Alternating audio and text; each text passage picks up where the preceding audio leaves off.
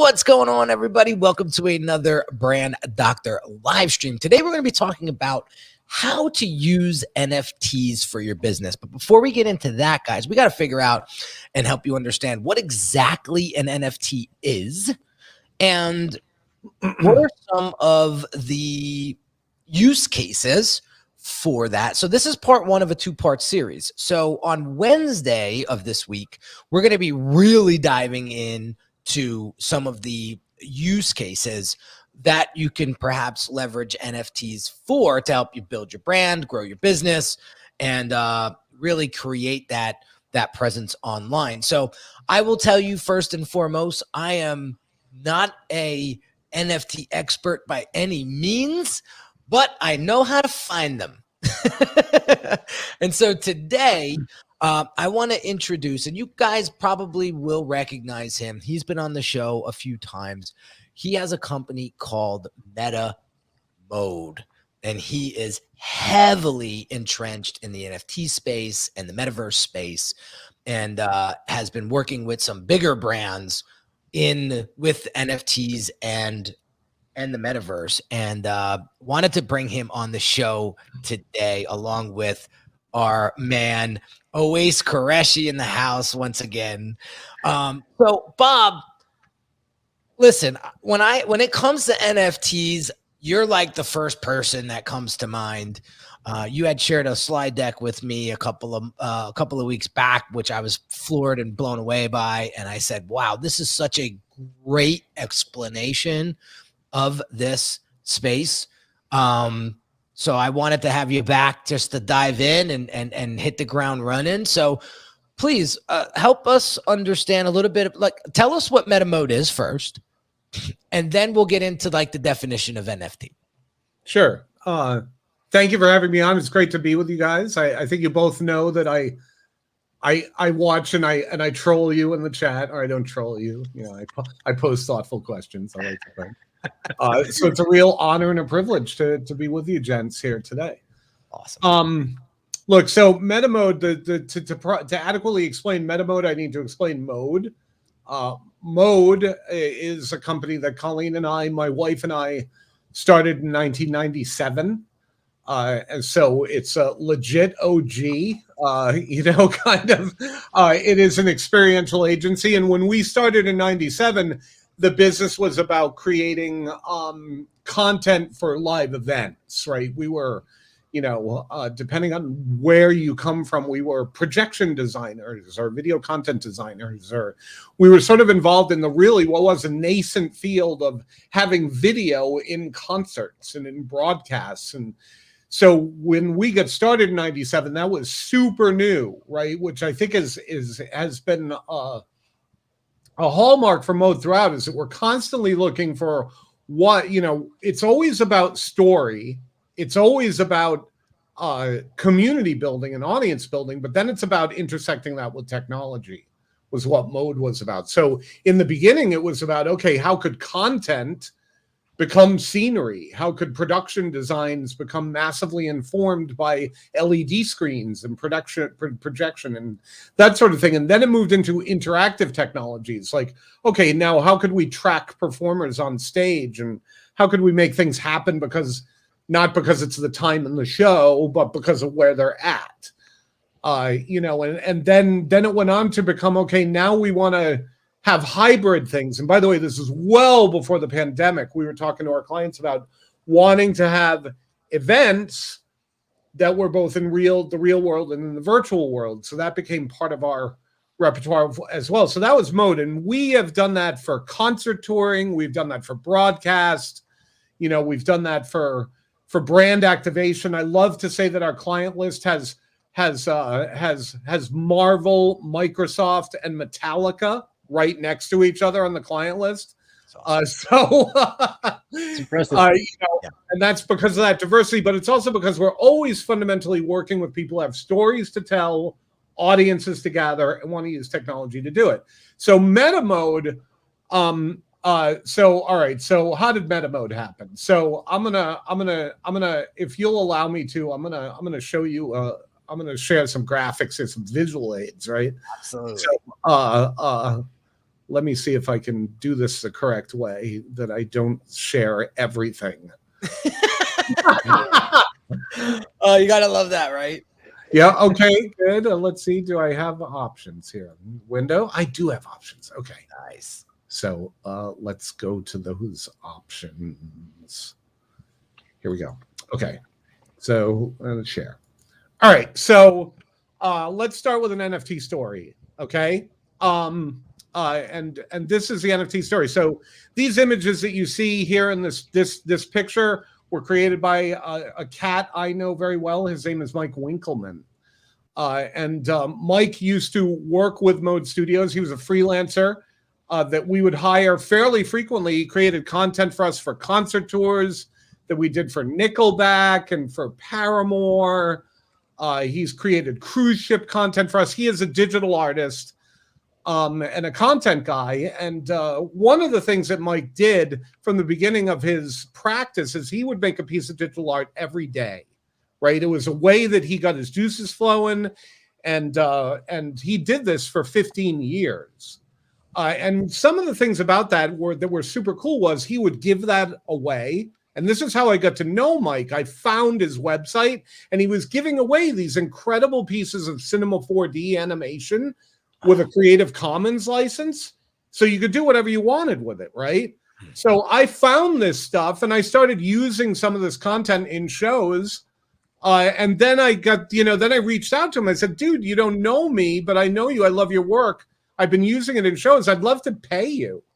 Like, I'd love to hire you to make some stuff for me. So we began a relationship. And that was really great. We did a lot of great work. But over the years, he was constantly wondering as a digital artist how he could monetize his practice as an artist, not just in the ways he was doing by making content, but in other ways.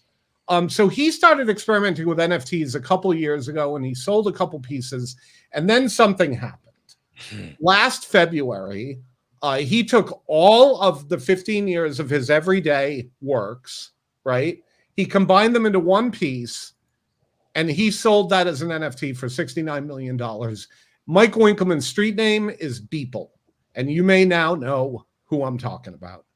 Beeple sold this NFT through Christie's for $69 million.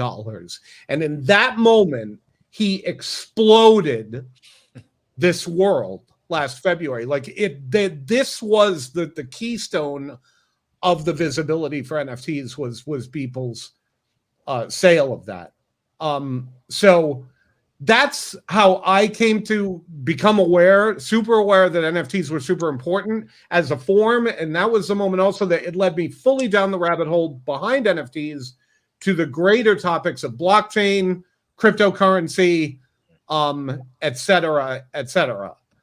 So that's how I found it. So we immediately knew that this was a big deal, that blockchain was a big deal, NFTs were a big deal, cryptocurrencies or how, as I prefer to kind of call it tokenomics is what I'm more interested in, which is this idea of tokens that can be created.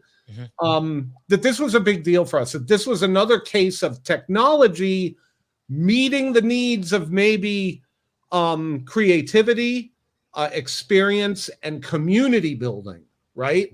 Which is I think we're going to delve into today and this Wednesday coming up. Like this, NFTs are a lot more than people think they are. And what happened with Beeple, I think, is emblematic of what a lot of people have come to understand NFTs are, is like, oh, they're a way for artists to make a bunch of money, right? Or they're a way to sell a piece of digital art, which is really one of like 10,000 use cases for NFTs. And it reveals how people don't really understand what NFTs are. But we knew immediately this was going to be super important for our clients, to the extent that we spun up an entire second company just to do this, not only to practice this craft, but to advise our clients on proper use cases. What are the ways that this stuff can be useful for them in their existing market verticals, and how could they cultivate new adjacent market verticals using these products and services?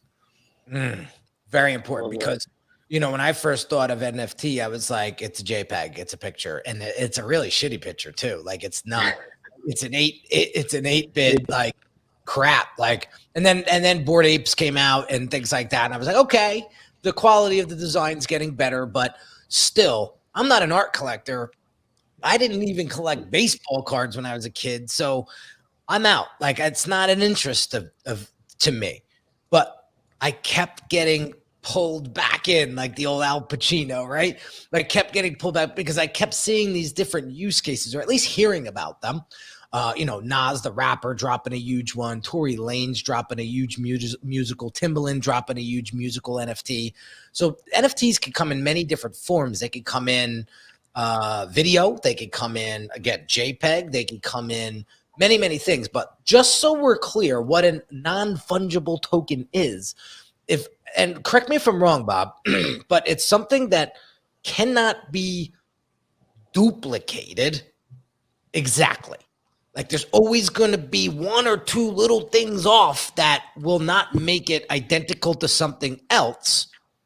And the second thing is once you own an NFT, all that ownership now begins to be tracked on the blockchain. Now, blockchain's a topic for another day, but am I in the ballpark there of what exactly an NFT is? You are, and then I'm gonna once again share my screen now with the benefit of having already done it, so I can be much quicker about it.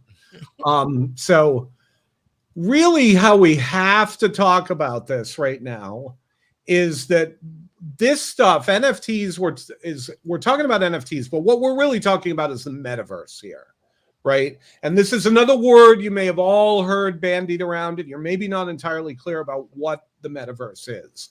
The metaverse is kind of a new communications channel, right? It's a new place that we are going to engage in entertainment, education, commerce, and community building, right? The metaverse is built of a few different constituent elements. Blockchain and NFTs are a big part of this. Web3 technology, which is a new way we are going to experience web platforms, and the digital world is another part of it. VR, AR, and XR are a third part of it, right? So there's been this confluence of adjacent technologies that have all come to an important, like, sort of pivot point in their development at the same time. They have met the circumstance of widely accessible broadband via 5G at the same time. And at the same time, they met an event that probably sped up all of their importance and development, which was the pandemic. Suddenly, we culturally shifted a lot of our life from in real life to a digital life, right?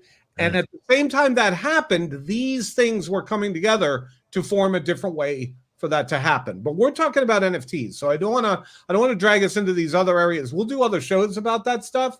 Let's talk about blockchain and NFTs and cryptocurrencies. And I can already tell this is a look I get a lot when I talk about these things, right? It's like, what? Is this some kind of scam? Is this a pyramid scheme? No, it's not. Let me make this really simple for you. Blockchain is a ledger. It's a place where you can record transactions or interactions in a highly secure and very difficult way to change, right? So it's automatically and innately a little bit not fraud proof. Nothing is fraud proof. Everything can be violated, right? But this is a very robust way to store accredited information. Did you buy something? Did you make an agreement? Did you have a transaction or interaction? You can record it here. Cryptocurrency is a way to exchange value, and that value can be monetary or otherwise, right? It can be a good or it can be a service as well. It can be the value of being part of a group, right? But crypto coin gives you a way to embody and trade that value, right? This is important because prior to this, the only way you could really do that is if you're a nation state, right? They were the only ones who could mint something that says this represents a quarter, value, right? Yeah. That you can exchange. I mean, I guess there's also the financial markets of stocks and bonds and stuff like that, private equity, right? But the normal guy or your average company couldn't produce this. And now, via cryptocurrencies, anybody can create a currency to exchange value. Now you have to have value behind it for it to be worth anything. But still, NFTs, non-fungible tokens, are this. They are effectively a certificate of authenticity. Whatever it is, a JPEG, a tune, a piece of music, an animation, a television show, an experience, a physical good. An NFT can be attached to anything. And all that NFT does is say, this one is the one, right? So, yes. And people say, well, but I could just right click on that JPEG and then I have a copy of the same thing. Sure. You can also take a picture of the Picasso in the museum and you have the same thing, but you don't have the same thing. You don't have the Picasso because you don't have the certificate that says this is a Picasso. You don't have the same, So an NFT creates scarcity. It creates authenticity, right? And it gives us a way to say this one is the one, and that way can be attached not to just to JPEGs, but really it can be attached to anything. So people still get confused. So I'm going to lay this out in some English for you. If you're a producer, like if you make events or you make campaigns or you create things to put into the universe, you have new ways to fund your work by making individual production elements investable and collectible. Like you can even make moments collectible. If you sell merchandise, you have access to a whole new parallel digital marketplace, which, by the way, is already clocking revenues that are like equal to or exceeding what we do in brick and mortar, right? And this comes with a totally different way of overhead. If you are an artist, you have this incredible new way to control your work, the distribution, the revenue streams, and the contact with the audience that you build around it. You have a way to remain in contact with them because that NFT is also a constantly existing bridge that you have, a digital connection point between you and your audience. You haven't just sold a piece of work, you've sold a persistent means of contact with that audience because it's digital, it's code, right? If you're a brand, now you can really incentivize things. You can do all the things that the artists and the merch purveyors and the producers are doing, but now you can measure it. Like measure it in ways you could never measure before. And this is how things like marketing and experience, which prior to this are really difficult to express a return on investment on, now because it's digital, it's in the blockchain, and because the linkage is this fundamentally digital linkage of an NFT, you can connect deeply with an audience, you can maintain connection, and you can measure everything they're doing, and you own the data. Not some other platform that you're marketing through or working through like a social network, right? So there's some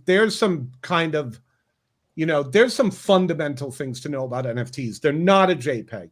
An NFT is a certificate of authenticity you can attach to anything. And then here we get to the most fascinating thing about NFTs is they have a component called a smart contract. That smart contract can be as simple as you have bought this item. It belongs to you. Or it can have more things like you have bought this item. And if you resell this item, you are going to give 10% of that revenue to me, the original purveyor. Or as complex as you want to make it. You can take that smart contract and you can make it link to all kinds of upsells, ancillary opportunities, chances to do other things. For instance, some of the NFTs that we are now creating for some of the music artists we're working with, for instance, it's an NFT that is maybe a rare song release, a rare live release of a particular tune. But if you buy that NFT, now you have an opportunity to buy a different exclusive NFT that might get you access to a concert for true fans of the artists at a limited engagement situation. So now you can buy a ticket to that show. That ticket is itself an NFT. And maybe the smart contract in that NFT says, if you buy this ticket, you are now enabled to have a VIP experience with the artist where you get to meet them in person. So you can build in tiers of experience, of product, and a further connection into the smart contracts, they in effect become like this almost limitless container to drive lots of further communication, commerce, or as I mentioned in the early example, after the aftermarket deal making, which we see Gary Vayner's doing that very much so. He's building aftermarkets where, that are much like trading card situations where you buy an NFT, but then there's this vigorous aftermarket, for depending on scarcity. Yeah, he's also he's building that restaurant in New York City too, Fly Fish or something, I think it's called. Vaynerchuk's always building 10 different things. Yeah, right. So that's going to be interesting because one of my clients, we met with him yesterday. He's a celebrity chef that he just opened up another place in New York City. He bought 2 tickets to this Fly Fish thing. So he's going to be experiencing that. So I'm curious to see how that's all going to pan out in the next few months. So yeah, I like how you're diving into some of the utility now. I think this is actually a kind of a good place to stop because I want to get everybody excited for Wednesday, where we dive in much deeper into the utility. You said there was like 10,000 different ways to leverage NFTs. I want to spend a lot of time on Wednesday talking about that, but I do want to highlight a couple things before we jump, and I want to leave some room for Oase to have questions if he has any questions. You mentioned value before. Like the NFT has to have value behind it. Like, what's it to say 3 months from now, all these people that are selling these NFTs left and right, and that they like disappear because they made a whole bunch of money and there's nothing valuable behind that piece anymore. And you just spent $439,000 on it. Like, that's gotta hurt. So like, talk to us about what that means when you say there's got to be value behind the piece for it to be worth anything. Yeah, and I am not here to give you any investment advice. I am not a financial advisor. I want to be very careful to say that. Sure. I'm an experiential producer, right? But my personal opinion is that 99% of all NFT projects that exist right now, even the ones that are super hyped and super hot, are going to fail. And they are going to be worthless, right? And this is because, like, right now, the trend in NFTs is there's a couple different trends going on, but one of the principal ones is a phenomenon known as PFP, proof from picture, right?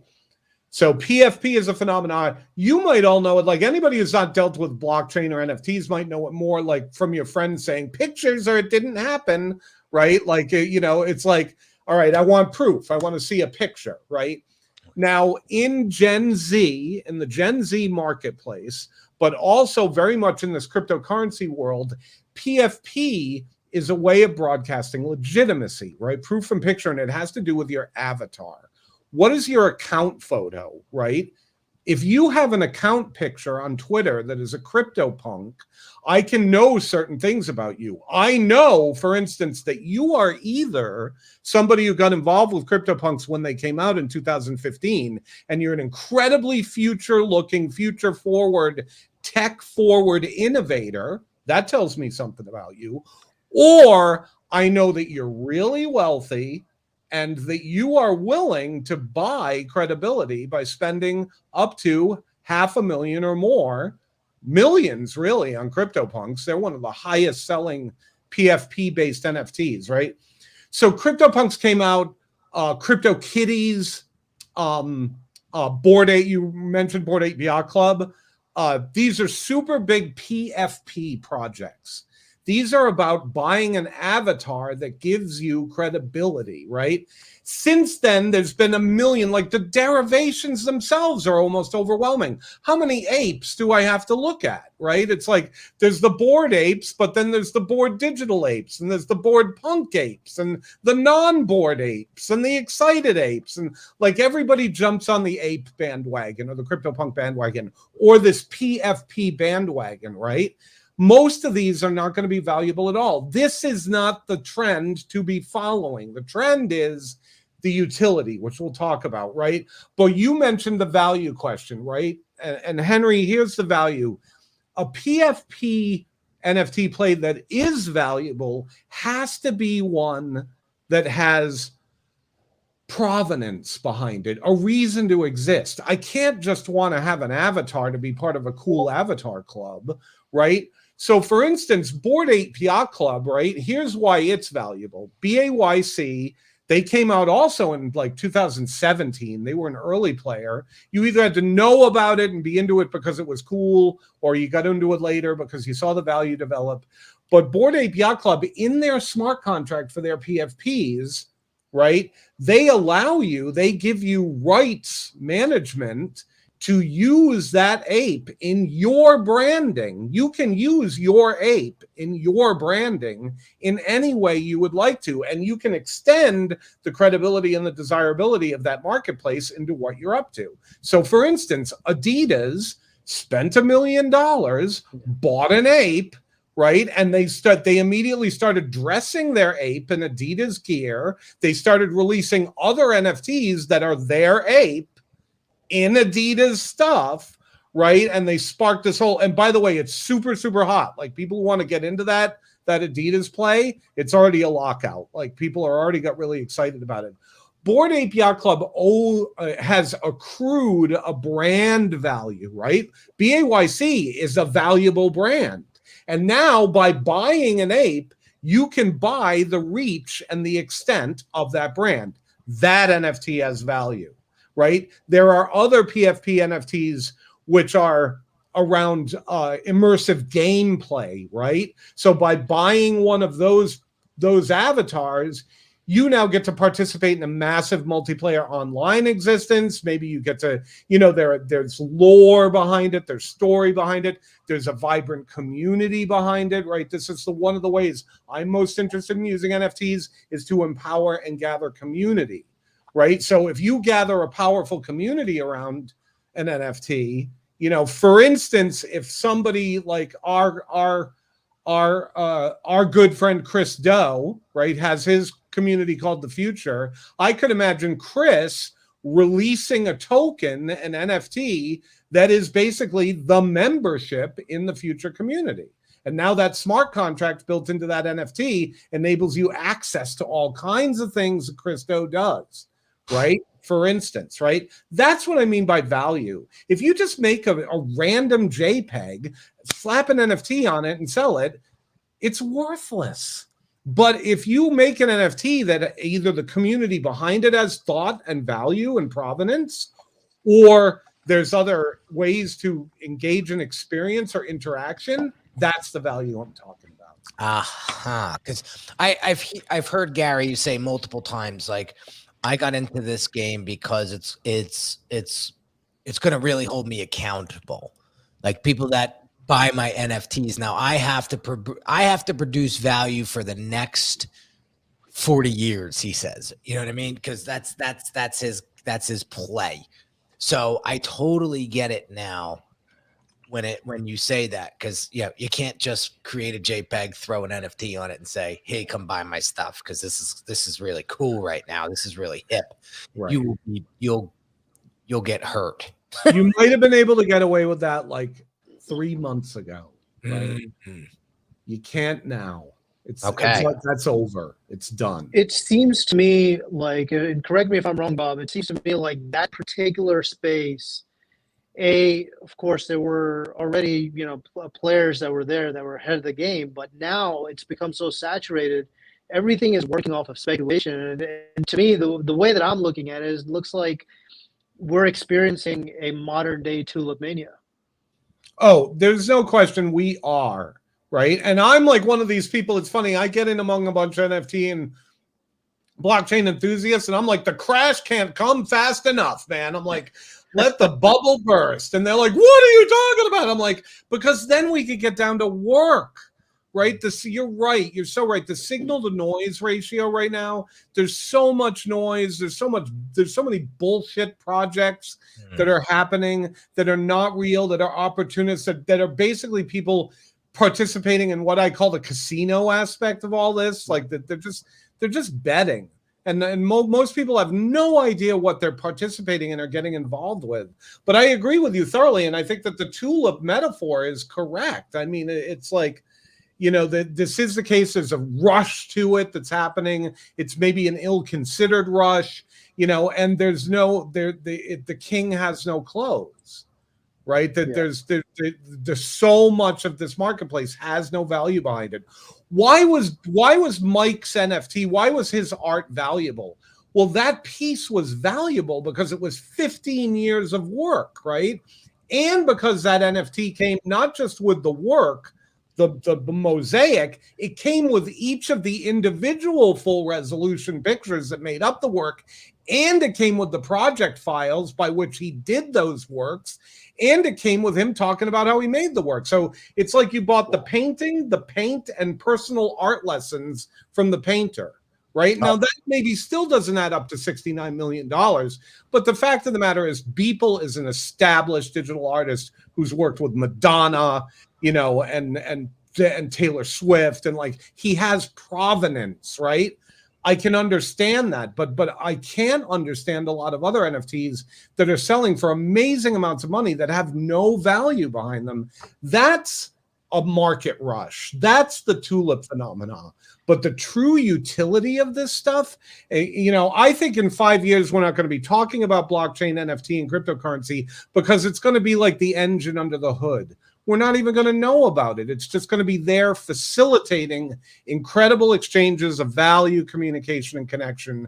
And people will know as much about that as they know about the difference between prime interest rate and the interest rate they pay on their credit card. It's the biggest takeaway for me from this conversation really is two things. One is, just like anything else, is you're generating awareness around a specific brand, around that specific NFT, just like you talked about Adidas. And as a matter of fact, Henry, you recall a couple of weeks ago, I sent you a quick video of like, man, this Adidas rolling out some sort of an exclusive access only, creating that scarcity around specific NFTs.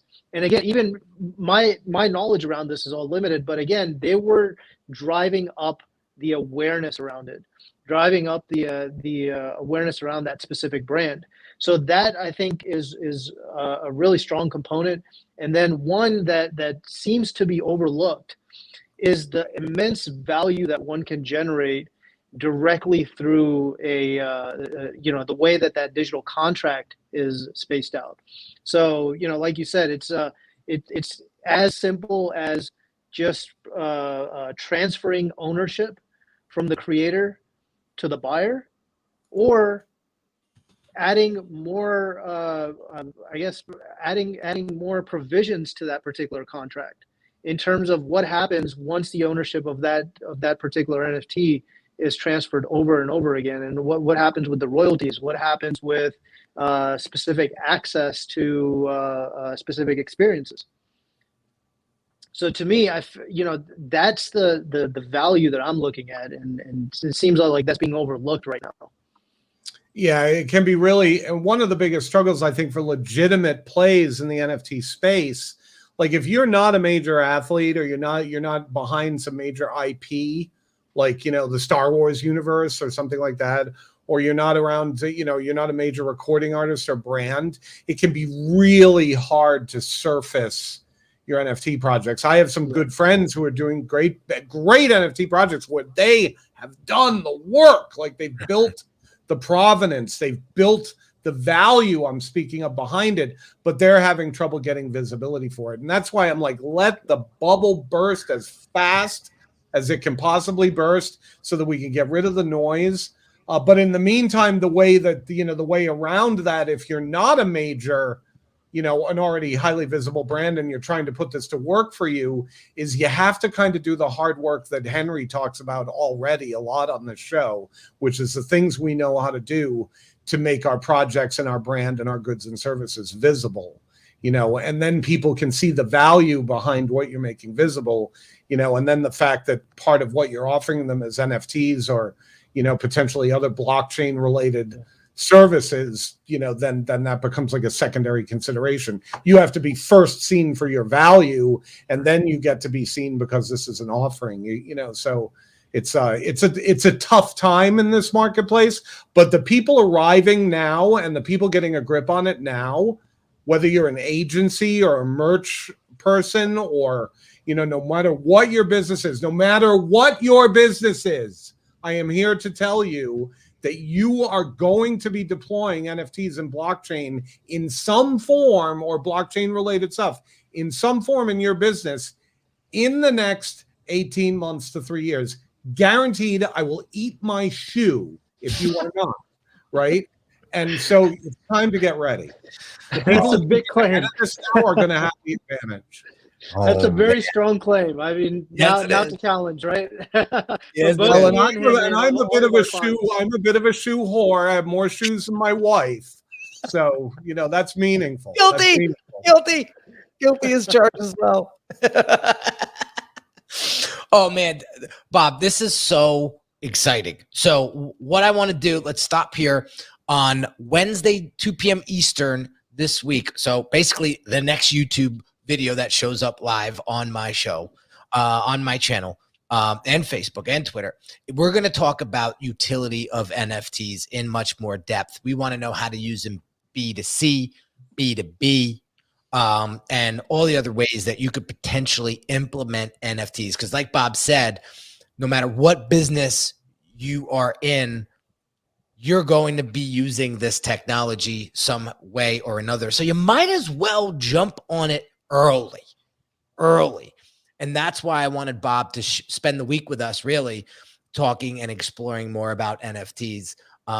So I'm excited for Wednesday. Don't forget to join us Wednesday, 2 p.m. Eastern. Subscribe to the YouTube channel. Come follow us on YouTube and Twitter.